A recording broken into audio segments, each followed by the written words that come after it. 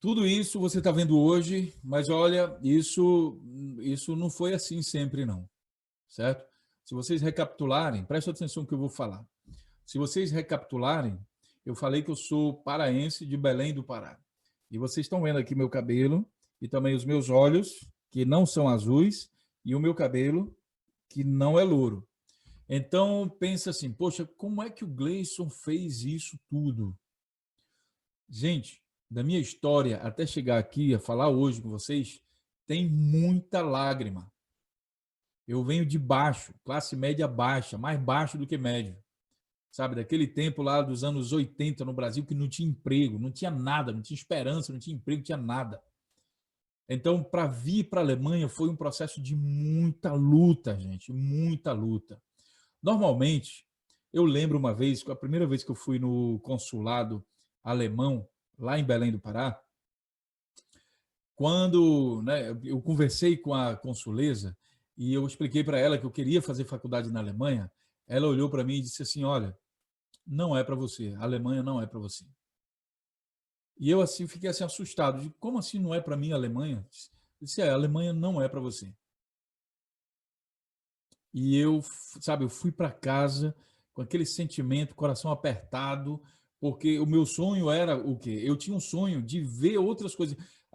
Quando a gente que é da Amazônia, a forma que eu via ali de desenvolvimento era só praticamente uma: exploração do solo, extrativismo, sabe, de maneira cruel, devastação de tudo, destruição de tudo, e era só isso. A Amazônia só servia, sabe, sei lá, de quintal dos outros, e era sempre da mesma maneira: devastação, exploração de madeira, exploração de minério, e o que ficava era o grande buraco de serra pelada. E eu não aceitava aquilo. Eu dizia, não, não é por aí, gente, não pode ser. A gente não pode estar condenado a viver isso para sempre. Então, eu tinha esse sonho de aprender alguma coisa que eu pudesse levar para a minha região, né, e aplicar aquilo para mudar um pouco esse cenário. E aí, quando eu falei com a consuleza, ela disse que para mim não servia, a Alemanha não era para mim, porque eu não tinha dinheiro para pagar, eu não falava idiomas, eu não falava inglês, não falava nada disso, né? Não entendia nenhum outro idioma, não tinha experiência nenhuma internacional. Eu era totalmente ingênuo, porque, apesar de eu ser de Belém, uma parte da minha criação foi no interior do estado do Pará, na cidade de Capitão Poço, né? Não sei quem conhece, mas era uma visão interiorana. Então, assim, sabe aqueles garotos que você vê tomando banho de rio ali, às vezes com aquela barriga meio grande, né? Eu era um desses garotos. E aí a consuleza disse que a Alemanha não era para mim.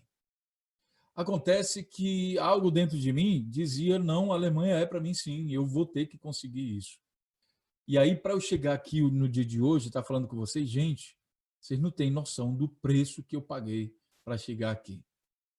As lágrimas, as dificuldades, eu estou falando de dificuldades gravíssimas. Eu vi várias pessoas que passaram por situações parecidas comigo desistirem e irem embora. Eu vi pessoas serem deportadas da Alemanha nesse processo. Porque, imagina, para eu conquistar a cidadania também não foi um processo automático.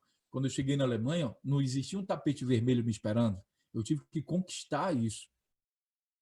Foi um processo muito duro, gente. Estudar na Alemanha não é para qualquer um, de fato. A consuleza tinha razão. O que ela não sabia é quem era o Gleison e qual o tamanho da minha força de vontade de fazer isso. Portanto, se você é uma dessas pessoas que conhece o que tem dentro do seu coração, não sou eu que vou dizer que isso não é para você. Pelo contrário, justamente baseado na minha história, eu tento encontrar através da internet pessoas que também têm essa visão e que pensam e que escutam de outras pessoas que não têm oportunidade e aí às vezes perdem o sonho. Não, gente, você não precisa perder seu sonho. Você só precisa se dedicar e entender exatamente onde você quer chegar.